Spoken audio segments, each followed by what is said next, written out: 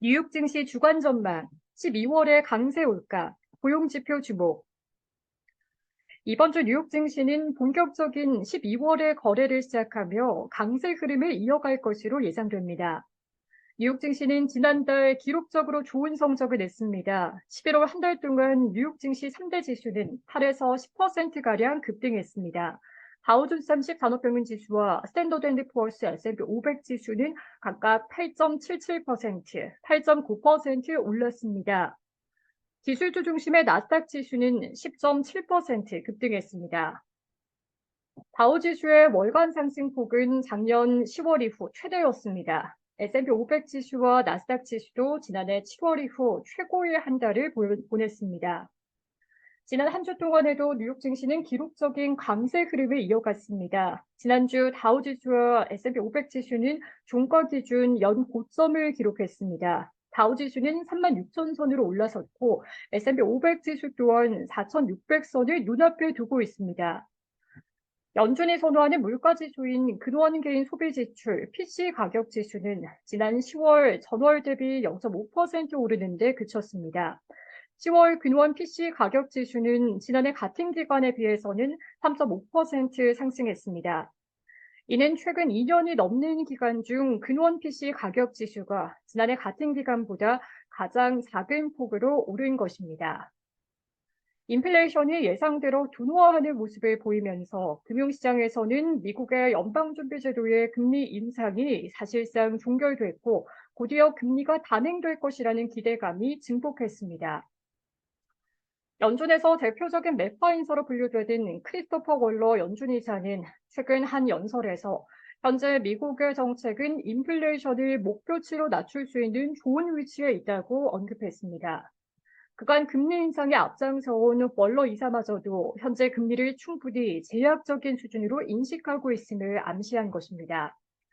제롬 파월 연준 의장은 지난주 한 담화에 참석해 기준금리 인하 시점을 짐작하는 것은 시기상조다라며 금리 인상이 끝났다고 결론 내리기엔 이르다라고 말했습니다. 시장에 퍼진 금리 인하에 대한 기대감을 차단하고 연준이 금리 인상 카드를 여전히 쥐고 있음을 강조한 발언이지만 금융시장은 파월 의장의 말을 오히려 비둘기파로 해석했습니다.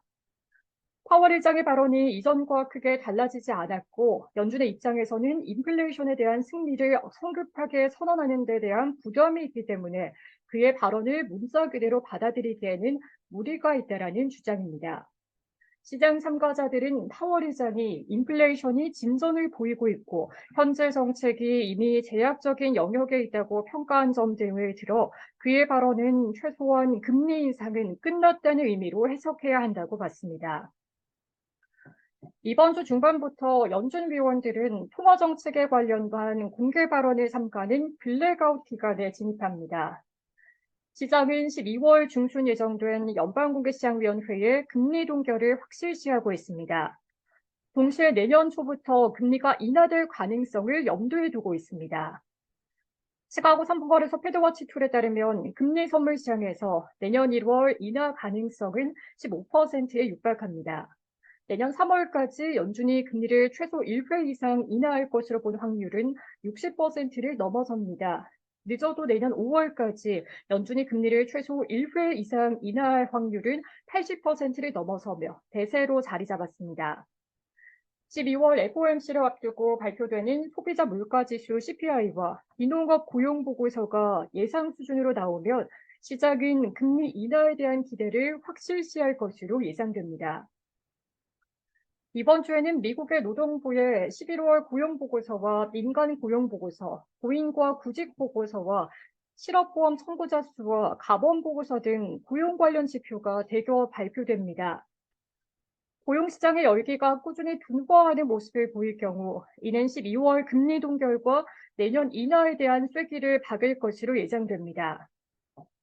월스트리트저널은 미국의 지난 11월 비농업 고문 고용이 19만 명 늘어나고 실업률은 3.9%를 기록할 것으로 전망했습니다. 채권과 금리, 채권 금리 하락, 유가 하향 안정 등 국제 금융시장 흐름도 증시를 지지하고 있습니다. 미국의 10년물 채권 금리는 4.2%대까지 떨어졌습니다. 달러화 또한 지난 한 달간 약세를 나타냈습니다. 금융시장의 위험 선호 심리도 강해졌습니다. 지난주 비트코인의 가격은 38,000달러대에 거래되며 강세를 나타냈습니다. 반면 월가의 공포지수로 불리는 시카고 옵션 거래소 변동성 지수는 13일 하회하며 2020년 초 이후 가장 낮은 수준으로 떨어졌습니다.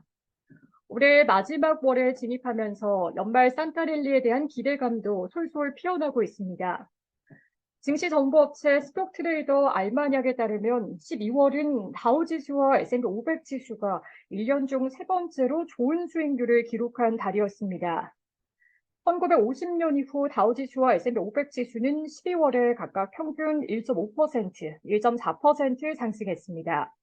12월 중순부터는 소형주도 대형주에 못지않은 좋은 수익률을 기록하는 경향이 있습니다. 다만 시장의 일각에서는 최근 투자 심리가 지나치게 낙관적인 쪽으로 치우쳤다는 지적이 나옵니다. 웨스파고의 크리스 하비 전략가는 금리 인하에 대한 시장의 기대가 과도하고 미국 경제의 3분의 1을 차지하는 소비가 조만간 둔화의 신호를 보일 것이라고 지적했습니다.